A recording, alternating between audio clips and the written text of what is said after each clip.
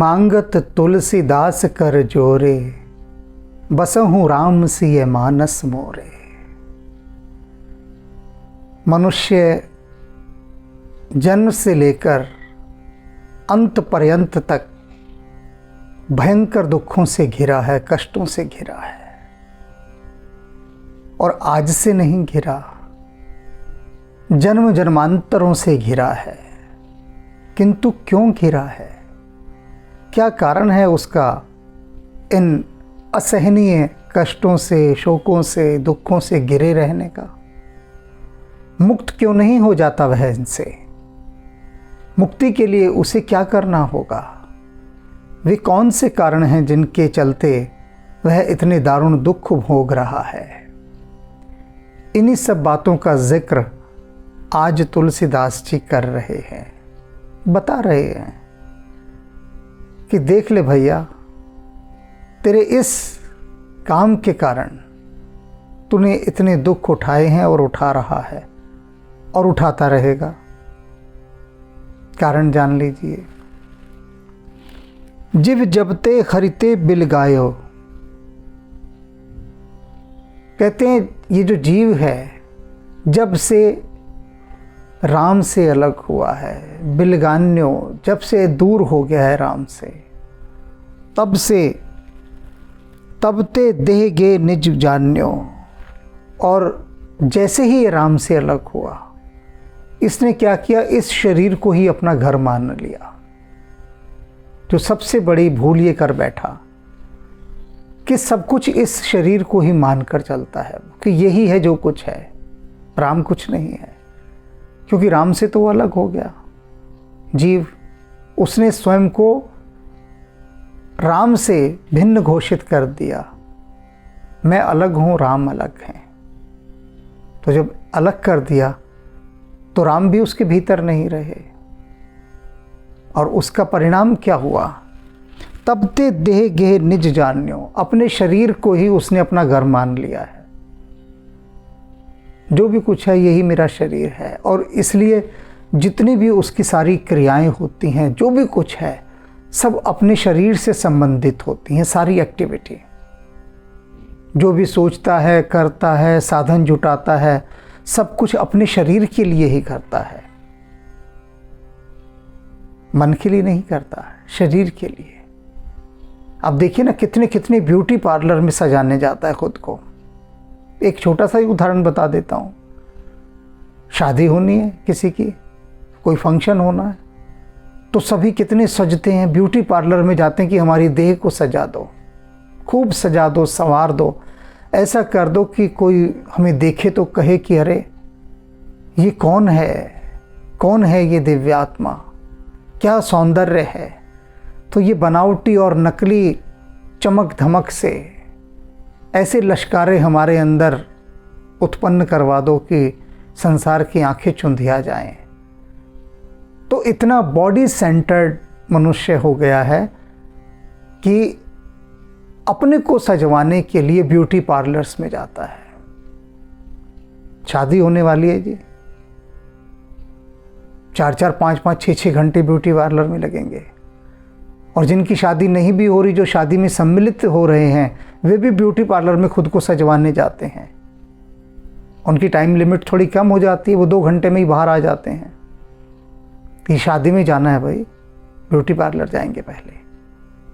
लेकिन कोई ये नहीं सोचता कभी कि शादी में जाना है, शादी है तो चलो हम 2-3 दिन केवल ध्यान में रहें, भक्ति में रहें। भाई शादी होने वाली है हमारी, अपने मन को भी तो हम थोड़ा सजा लें।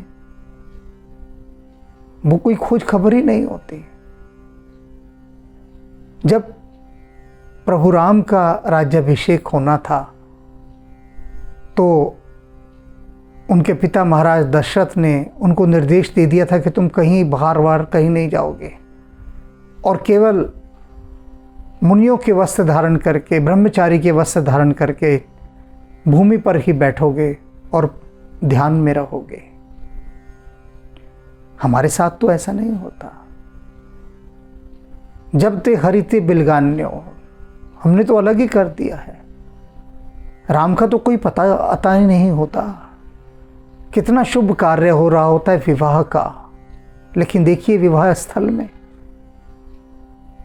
टेंट है या आप बैंक्वेट हॉल में हैं, वो डीजे वाला ही इतना कान फोड़ो, इतना लाउड म्यूजिक बजाता है कि आपस में कोई किसी से बात नहीं कर सकता, बात नहीं कर सकता।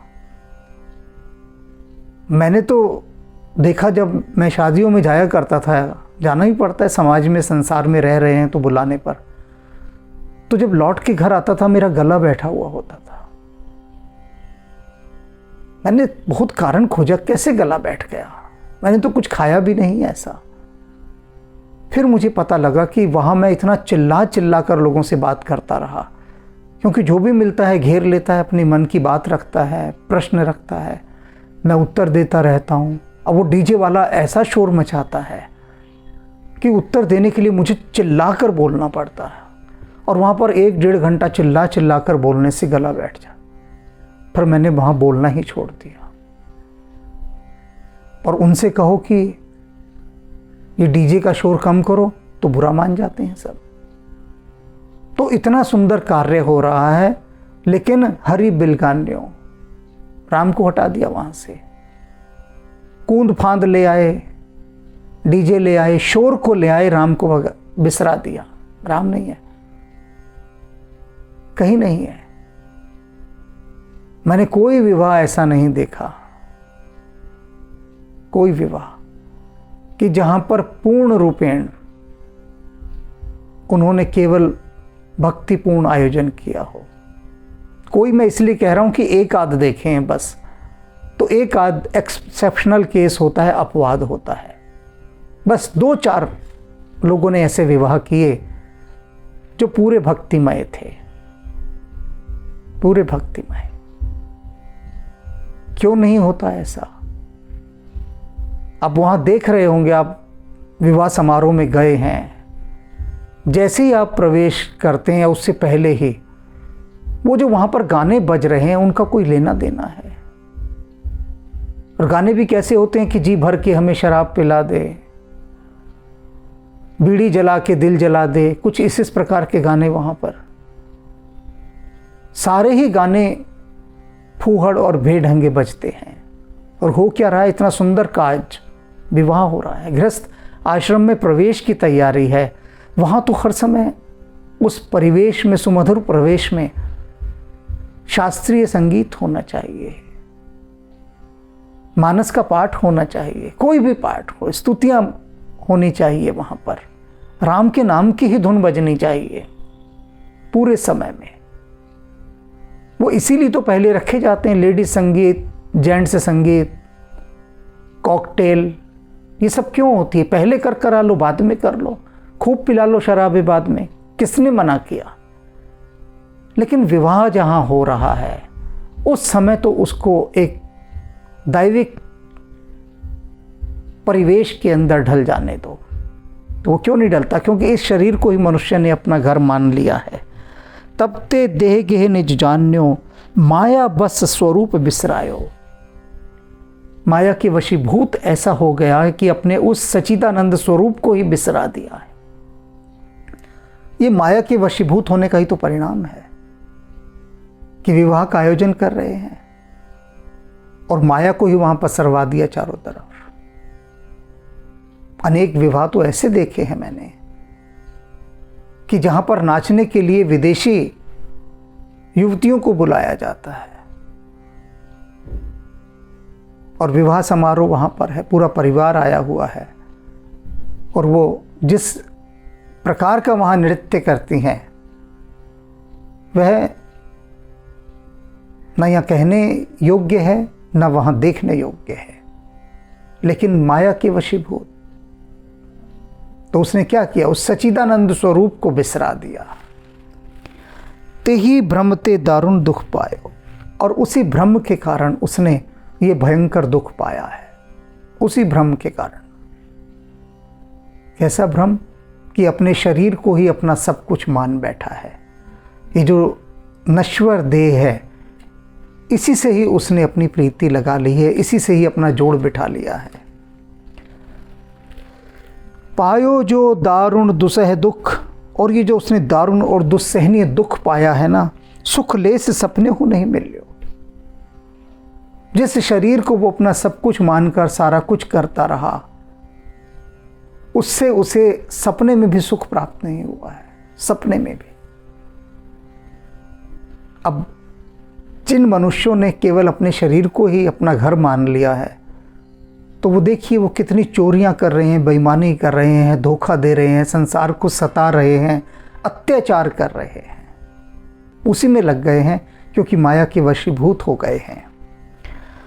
भवसूल शोक अनेक जही, भवसूल संसार के कितने शूल, कितने कांटे उसको लगे हैं। शोक अनेक जही, और अनेक प्रकार के शोकों से वह ग्रस्त हुआ है। तेहि पंथ तू खटखट चलियो, और फिर भी तू उसी रास्ते पर जिद कर कर के बार बार चलता है, उसी रास्ते पर चलता, छोड़ता नहीं है उस रास्ते को। जानता है कि ये जो बिना राम का तेरा रास्ता है, जहाँ राम है ही नहीं तेरे जीवन में, उस रास्ते पे चलकर तूने सदा दुख पाया है, कष्ट सहे हैं, और साधारण कष्ट नहीं, दुस्सह है, असहनीय, ऐसे कष्टों को तूने सहा है, और लेकिन फिर बार बार उन्हीं रास्तों पर चलता है। बहुजोनी जन्म जरा विपत्ति, और बहुत सारे तूने जन्म लिए हैं, बहुत सारी योनियों में, और फिर क्या हुआ, जरा और विपत्ति।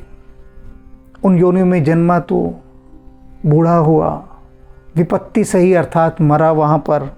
मतिमंद हरि जान्यो नहीं, और ऐसा मतिमंद है तू, मंद बुद्धि है, मूर्ख है, ना समझ है, उसके बाद भी तू हरि को नहीं जाना, वहाँ प्रीति नहीं लगाई तूने, प्रेम नहीं किया, उसे जानने की यात्रा पर नहीं निकला, अपने स्वरूप को तूने यह तो जाना ही नहीं कि तू कौन है, तू उस अंशी का अंश है। वो जो विशाल पुंज है उसकी एक छोटी सी चिंगारी है, तो उस परमात्मा की अलग हुई तू एक जीवात्मा है।